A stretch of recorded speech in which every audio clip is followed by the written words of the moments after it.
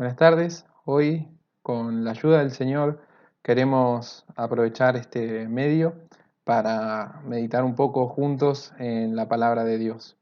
Así que los invito a que abran sus Biblias en Deuteronomio, en el capítulo 7, el versículo 6 al 8, y vamos a leer en el nombre de Jesús.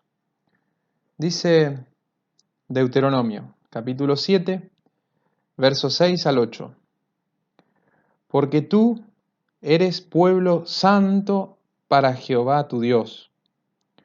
Jehová tu Dios te ha escogido para hacerle un pueblo especial, más que todos los pueblos que están sobre la tierra.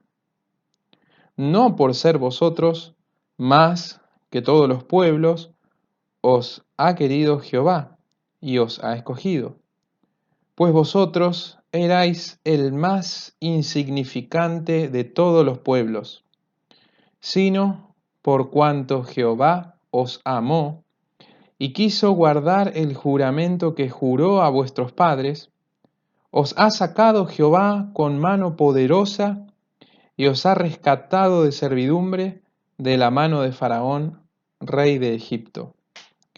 Que el Señor bendiga su santa palabra y así como estamos, los invito a hacer una breve oración, a pedir al Señor que Él nos esté dando sabiduría al meditar esta palabra, que el Espíritu Santo esté tomando control en cada uno de nosotros para que a través de esta meditación que estamos logrando por este medio, podamos ser fortalecidos, edificados, alentados en este tiempo que nos toca transitar.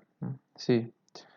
Bendito Padre Celestial, en el nombre de Jesús, Señor, te ruego en esta hora que tu Espíritu Santo sea nuestra guía, Señor, que donde quiera que sea que estemos, que podamos ser fortalecidos, alentados por Él por medio de tu palabra, y te rogamos, Señor, la guía de tu Santo Espíritu en esta meditación que vamos a hacer, Señor. Y asimismo, Señor, que tú nos sigas guardando porque sabemos, Señor, que nuestra vida está escondida con Cristo en ti, Señor. Y por eso queremos permanecer quietos, queremos ser guardados, mi Dios, y queremos ser obedientes en todo. Por eso rogamos, Señor, que esta palabra que vamos a meditar a continuación caiga con peso en nuestros corazones, que seamos edificados y fortalecidos espiritualmente, Señor. Y dejamos en tus manos, Señor, todas las cosas que vamos a meditar a continuación. Te lo pedimos, Padre, en el nombre de Jesús. Amén. Sí. Entonces, en este pasaje que hemos leído acá en Deuteronomio, en el capítulo 7, que vamos a releer a continuación, tenemos a Moisés hablando al pueblo de Israel, ya entrando a la tierra prometida. Y Deuteronomio es un libro a donde se vuelve a mencionar la ley, se vuelve a recordar al pueblo del lugar del que había salido y cómo había salido. Y hace una aclaración que es muy importante, que si bien está dirigida al pueblo terrenal de Dios, que es el pueblo de Israel, el pueblo judío, el pueblo hebreo, nosotros podemos extraer algunas enseñanzas propias para el pueblo celestial de Dios, que somos nosotros, la iglesia. Dice el versículo 6, Deuteronomio capítulo 7, verso 6. Porque tú eres pueblo santo para Jehová tu Dios. Jehová tu Dios te ha escogido para hacerle un pueblo especial, más que todos los pueblos que están sobre la tierra. Fíjese la declaración que dejó el Señor aquí para nosotros respecto a lo que es este pueblo para Él, ¿sí? Dice un pueblo elegido, un pueblo especial, un pueblo separado de todo el resto de los pueblos que estaban sobre la tierra. Y esa característica que Dios resalta de su pueblo y que a lo largo de la historia Él va a sostener, no se debía claramente a su conducta, no se debía a algo que ellos poseyesen por sí mismos. No había una característica eh, que resalte del pueblo judío para que pueda ser elegido por Dios. Fíjese lo que dice el versículo 7 en adelante. Dice, no por ser vosotros más que todos los pueblos, os ha querido Jehová y os ha escogido.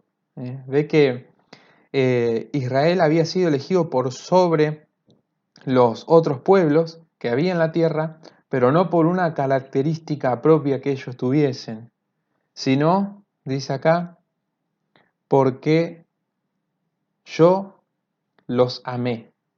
¿Mm? Aclara el versículo 7, note. Pues vosotros erais el más insignificante de todos los pueblos.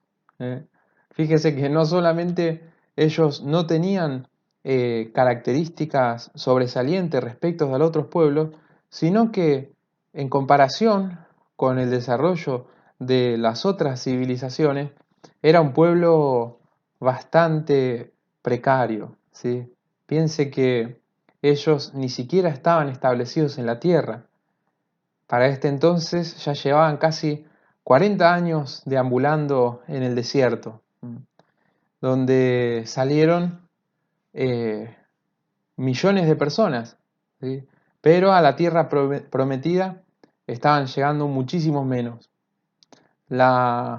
Un gran porcentaje de la gente que salió de Egipto por mano poderosa, la historia que conocemos, murió en el desierto. Y este pequeño grupito que estaba llegando a la tierra prometida, ¿sí?, era insignificante con respecto a los otros pueblos, ¿sí? Sin embargo, dice el versículo 8, sino por cuanto Jehová os amó y quiso guardar el juramento que juró a vuestros padres, os ha sacado Jehová con mano poderosa y os ha rescatado de servidumbre de la mano de Faraón, rey de Egipto. Entonces vemos que aquello que hace especial al pueblo de Dios es su propio amor y su propia determinación, ¿sí? Este pueblo era especial porque, dice acá, Dios los amó y quiso guardar el juramento que juró a vuestros padres. Este juramento hace mención a aquella promesa que Dios le había dado a Abraham de bendecir a él y a toda su descendencia. Y vamos a ver, si nosotros nos fijamos en la carta a los Romanos, en el Nuevo Testamento, vamos a encontrar en Romanos,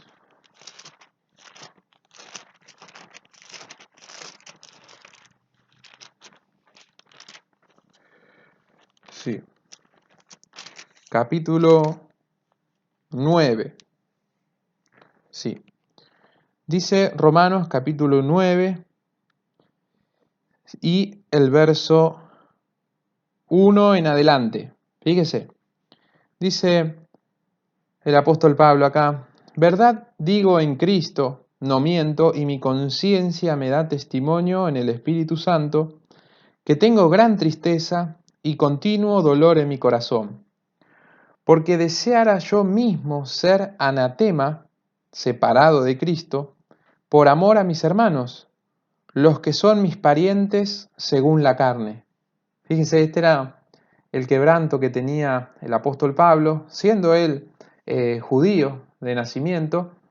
Su deseo era que sus hermanos, es decir, el pueblo judío, reciba a Cristo. Y él dice, si fuere posible, yo sería separado de Cristo con tal de que mis hermanos sean salvos, de que mis hermanos crean en el Señor, que el pueblo judío crea en el Señor, pero nosotros conocemos cómo fue la resistencia de gran parte del pueblo judío con respecto al Señor. Entonces, eso era un quebranto para el apóstol, el eh, no poder ver que los otros judíos acepten al Señor. Y fíjese cómo continúa. Verso 3, retomamos. Porque deseara yo mismo ser anatema, separado de Cristo, por amor a mis hermanos, los que son mis parientes según la carne, que son israelitas, de los cuales son la adopción, la gloria, el pacto, la promulgación de la ley, el culto y las promesas, de quienes son los patriarcas, y de los cuales, según la carne, vino Cristo, el cual es Dios sobre todas las cosas, bendito por los siglos. Amén, dice. No que la palabra de Dios haya fallado, porque no todos los que descienden de Israel son israelitas, ni por ser descendientes de Abraham son todos hijos, sino, y aquí cita una promesa, cita esta promesa que Dios le hizo a Abraham: en Isaac te será llamada descendencia. Esto es, no los que son hijos según la carne son los hijos de Dios, sino que los que son hijos según la promesa son contados como descendientes. Bien, vamos a explicar un poquito hasta acá. Fíjese que Isaac era un hijo que vino por una promesa de Dios, las cuales Abraham y Sara debieron creer y guardar para que la descendencia que viniese por medio de él fuese bendecida, ¿sí? Abraham tuvo más hijos aparte de Isaac, pero la bendición iba a venir por Isaac. Ese era el hijo de la promesa, ¿sí? Ellos debían creer. Esto hablaba de la fe. Entonces, no todos los descendientes naturales, los descendientes de la carne de Abraham, son los que van a ser herederos de esa promesa, sino aquellos que vienen por medio de la fe. En Isaac te será llamada descendencia. Ahora, fíjese lo que dice el verso 8. Esto es, ¿qué quiere decir esta frase? No los que son hijos según la carne son los hijos de Dios, sino que lo son los que son hijos según la promesa. Esos son contados como descendientes. Porque la palabra de la promesa es esta: por este tiempo vendré y Sara tendrá un hijo. Y no solo esto, sino también cuando Rebeca concibió de uno, de Isaac, nuestro padre, pues no habían aún nacido, ni habían hecho aún ni bien ni mal, para que el propósito de Dios, conforme a la elección, permaneciese, no por las obras, sino por el que llama, se le dijo: el mayor servirá al menor. Bueno, lo que nos explica aquí entonces es que de la descendencia de Abraham iba a venir una descendencia natural de la carne y una descendencia de la promesa, ¿sí? Y que la elección de Dios estaba entonces sobre esta descendencia de la promesa. Y este pasaje entonces resalta la elección de Dios de aquellos que creen en su promesa, de aquellos que creen en Él. Note lo que nosotros tenemos aquí en el Evangelio de Juan, muy cerca de Romanos, Evangelio de Juan, capítulo 1. Sí. Y el verso 11 y 12. Esto nos va a aclarar un poco la elección de Dios.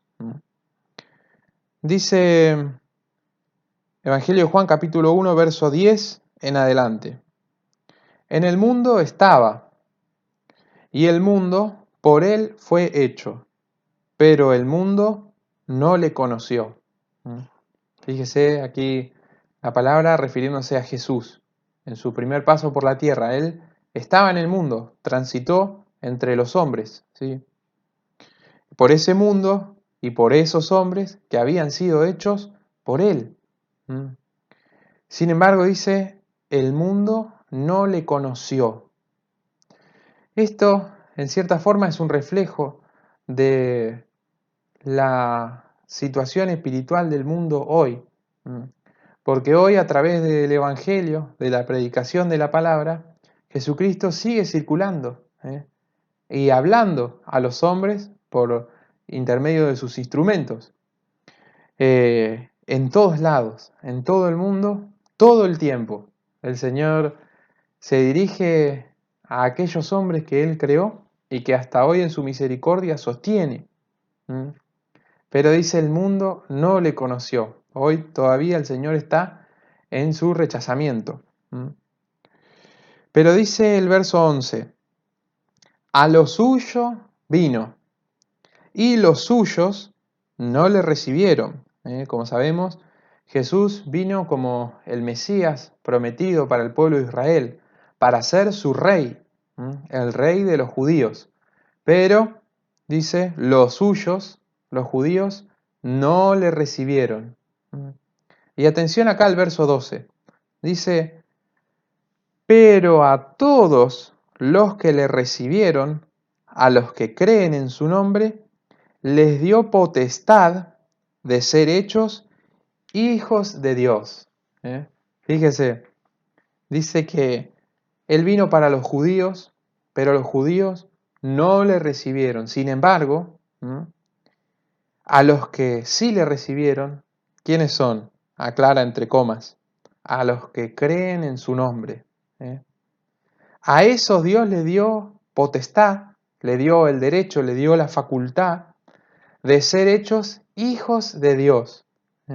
Esto va un poco a contramano de la corriente de pensamiento natural, ¿sí? Que dice que todos los hombres son hijos de Dios. No, eso es erróneo. Lo que dice la palabra de Dios es que los que reciben a Jesucristo, ¿cómo le reciben? Los que creen en Jesucristo, esos tienen el derecho, la facultad, la potestad de ser llamados hijos de Dios.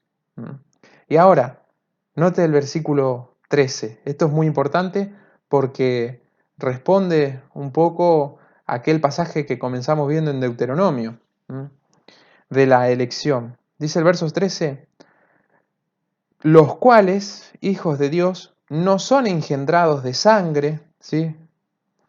Ni de voluntad de carne, ni de voluntad de varón, sino de Dios. Y esa es una porción digna de ser resaltada, de ser subrayada. Dice que estos hijos de Dios, el verso 13, no son engendrados de carne, ¿sí? El hijo de Dios, ser hijo de Dios no es hereditario. Si un padre creyente, si mis padres fueron creyentes, no por eso yo automáticamente voy a ser creyente, voy a ser hijo de Dios.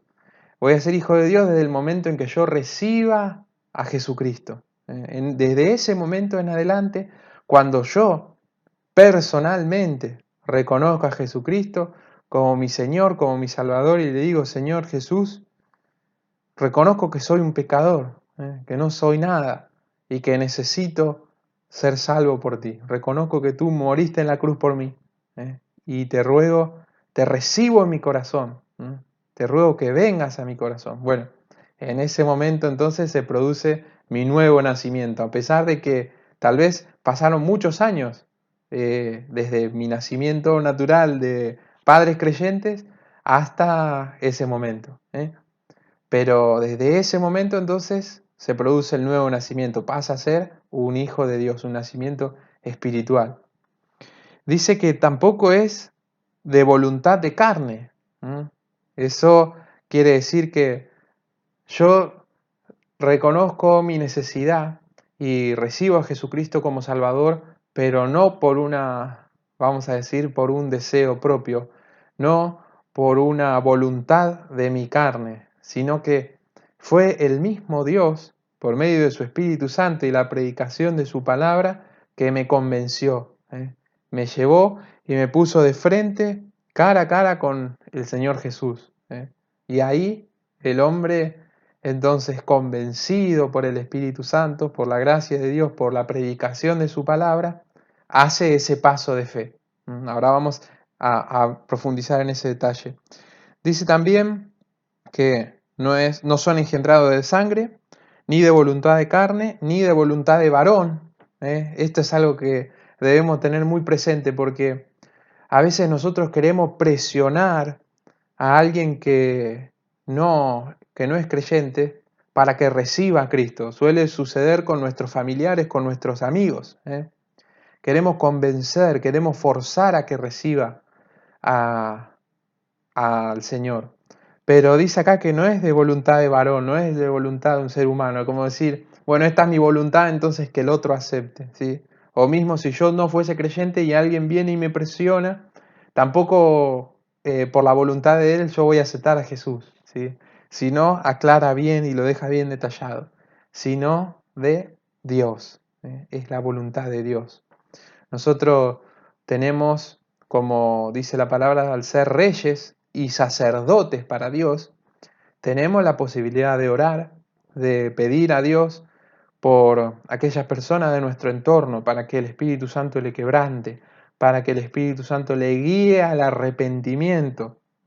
Y ahí sí, convencido, reciba a Dios.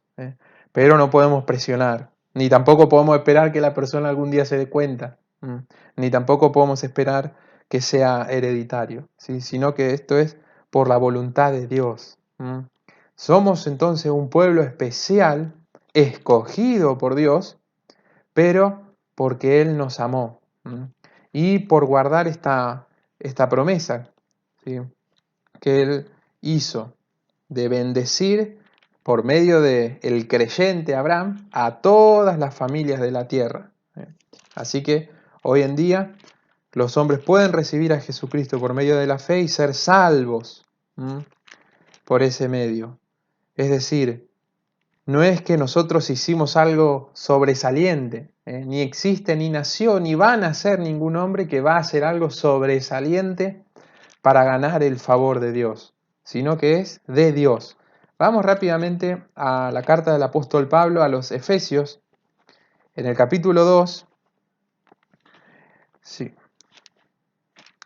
después de Gálatas, antes de Filipenses, viene Efesios, capítulo 2, y el verso 8 al 10, y después vamos a leer el 7 para entenderlo un poquito mejor. Dice el verso 8, Efesios 2, 8 al 10. Porque por gracia sois salvos por medio de la fe, y esto no de vosotros, pues es don de Dios. Verso 9, atención. No por obras, para que nadie se gloríe, porque somos hechura suya, creados en Cristo Jesús para buenas obras, las cuales Dios preparó de antemano para que anduviésemos en ella. Vamos a resaltar un par de cosas de este pasaje. Fíjese, verso 8. Por gracia sois salvos por medio de la fe. Hemos creído en Jesucristo y eso nos hizo salvos.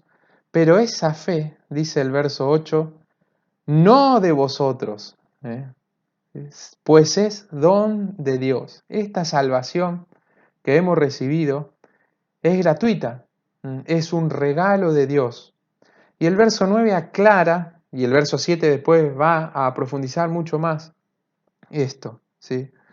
Dice, no por obras para que nadie se gloríe.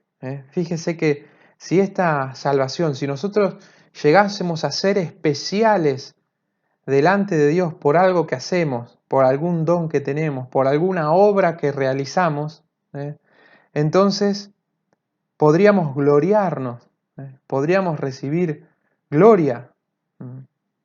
Pero como esta elección no es por obras, sino que nuestra elección es de parte de Dios, es una decisión de Dios, entonces la gloria es para Dios. ¿Se entiende? Nosotros tenemos motivo para adorar a Dios porque en nosotros mismos no había algo rescatable, algo especial, no había algo que, que nos podría posicionar bien delante de Dios. Al contrario, todo mal, como le dijo a los judíos en Deuteronomio, ustedes son un pueblo insignificante. ¿Mm? Y así somos nosotros, somos insignificantes, pero por el amor de Dios y por haber creído, por haberle creído, cuando nos presentaron a Jesucristo, entonces es eso lo que nos hace especial. Fíjese el verso 10, perdón, el verso 7 ahora. Dice, para mostrar en los siglos venideros, en el futuro, las abundantes riquezas de su gracia en su bondad para con nosotros en Cristo Jesús. ¿Mm? Fíjese, el objetivo de esta salvación gratuita, de esta misericordia mostrada por Dios hacia nosotros que no hicimos nada bien, al revés, hicimos todo mal, ¿eh? Pero hemos podido creer en Jesucristo, entonces es para que de esta forma Dios pueda mostrar su bondad. Si la salvación fuese entonces un mérito propio, podríamos resaltar nuestra justicia, podríamos resaltar nuestra rectitud, podríamos resaltar algunas cosas, pero nadie va a lograr eso. Nadie puede alcanzar la vara de la justicia de Dios. En cambio, ahora que la salvación es por medio de la gracia, por la bondad que Dios tiene para con nosotros y la mostró enviando a su Hijo Jesucristo a pagar todos esos pecados que nosotros cometimos y hemos de cometer, entonces se resalta su bondad, se resalta la bondad de Dios. El día de mañana, en la venida del Señor Jesucristo, cuando nosotros vengamos con Él, ¿sí? Entonces ahí vamos a manifestarnos en gloria, ¿sí? Vamos a venir ya no con este cuerpo natural, este cuerpo frágil, que se enferma, que se deteriora, sino que vamos a venir revestido de gloria, tal como Él es.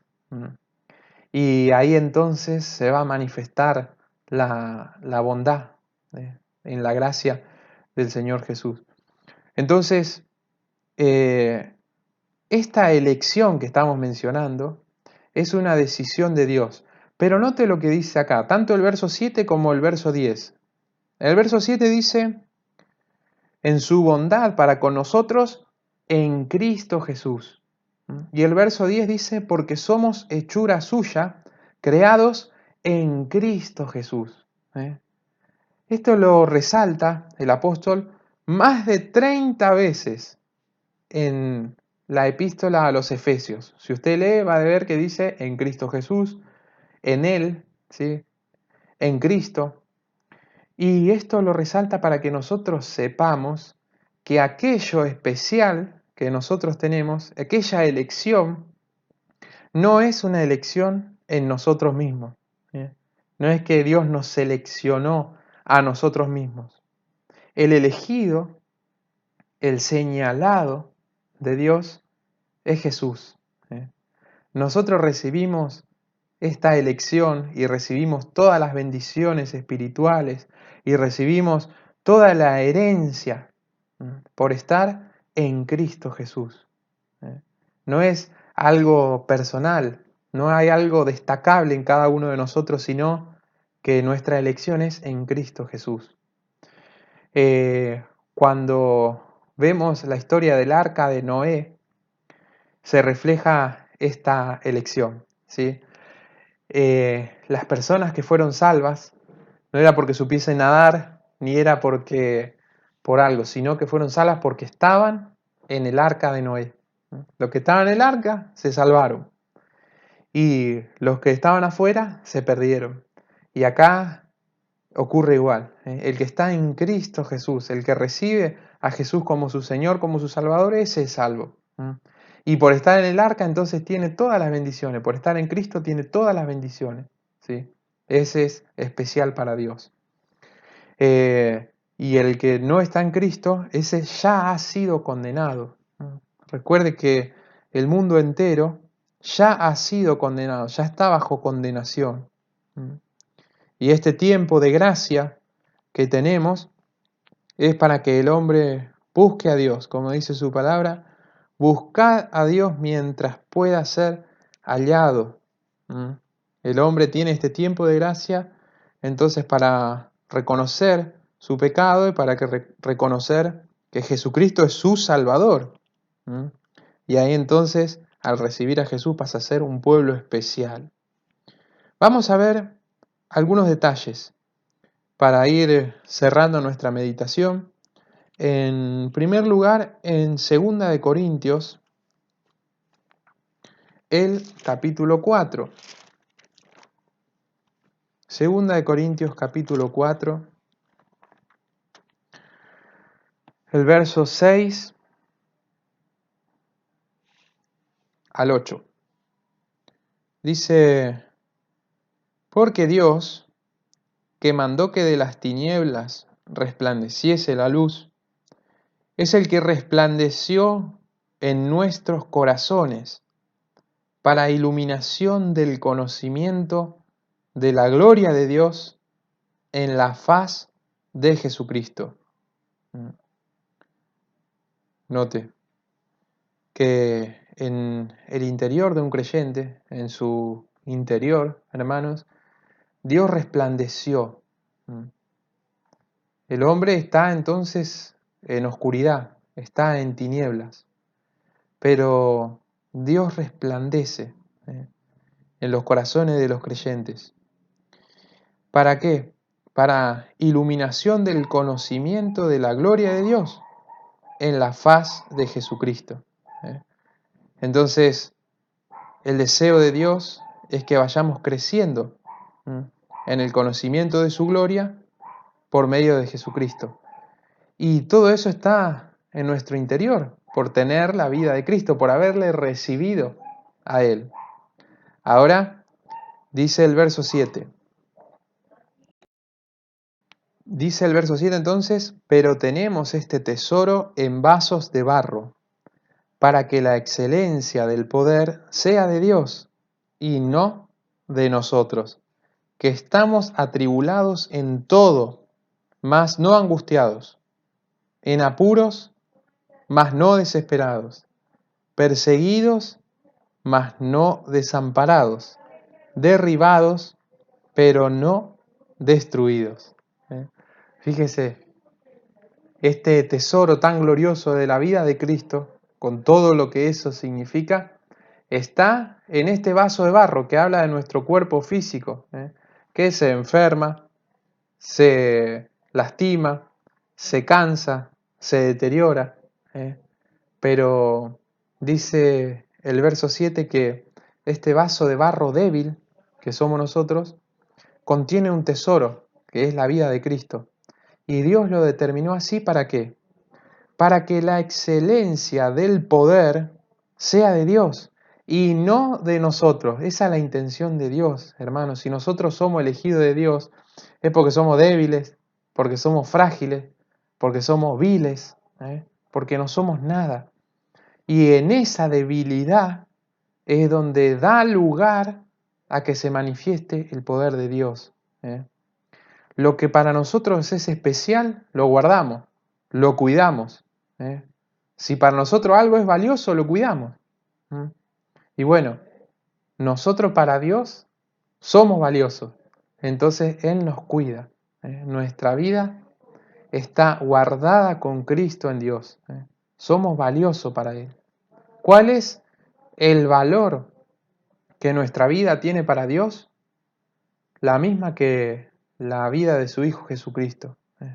Porque piense que para que usted pueda ser salvo, para que usted pueda ser hecho hijo de Dios, Dios mismo tuvo que enviar a su Hijo Jesús a pagar su rescate, a saldar la deuda de pecado que la justicia de Dios demanda. Así que el valor que usted tiene para Dios es el de la misma vida de su Hijo Jesucristo. Él pagó con la vida de su Hijo Jesucristo para que nosotros hoy podamos ser salvos y podamos tener esta esperanza de su venida, para que podamos tener una entrada segura al cielo. Entonces, note esto. Dice, este tesoro que tenemos en vaso de barro, para que la excelencia del poder sea de Dios y no de nosotros, que estamos atribulados en todo. Vamos a atravesar a lo largo de esta vida distinta clase de tribulaciones. Por eso se dice en todo. Físicamente, económicamente, vamos a ser atribulados en nuestros estudios, vamos a ser atribulados en nuestra familia, vamos a ser atribulados en la calle. Distintos tipos de situaciones vamos a atravesar. Pero eso es para que la excelencia del poder sea de Dios.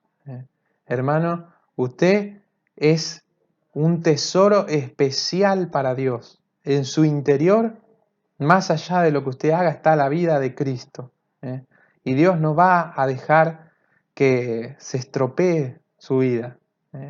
Usted en su interior tiene la vida de Cristo y por eso Dios le va a sostener, le va a fortalecer y va a ser atribulado en todo. Pero sea valiente y no pierda la fe.